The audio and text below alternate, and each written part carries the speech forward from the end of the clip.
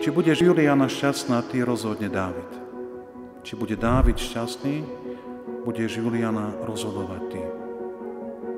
Lebo je to niečo, čo patrí k manželstvu, ale je to zároveň nielen tá vážnosť tej možnosti, ale predovšetkým je to váha zodpovednosti.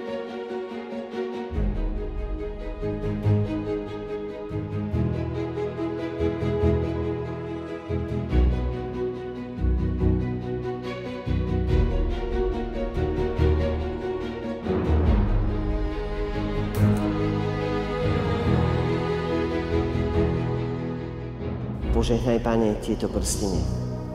Žehnáme ich v Tvojom mene.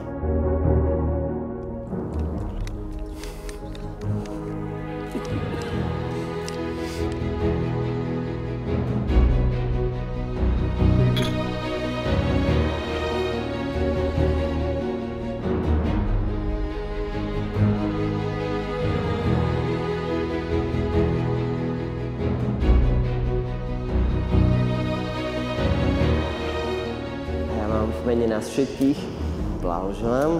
Teraz vás poprosím, aby ste si dali svoju prvú novú manželskú pusu. My môžeme aj zatlieskať.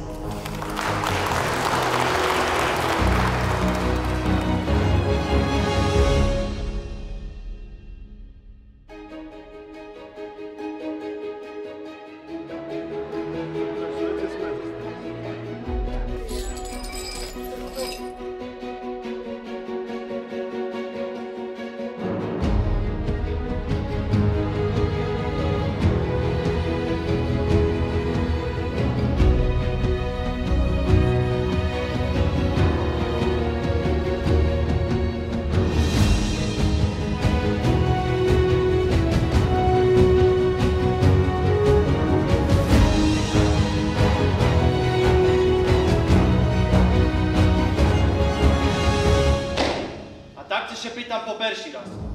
Či dovolíš svoju počlivú dzivčeskú korunu z hlavky sňať a postutovala šečku hlavku sťať? Nedovolím. Špívaj!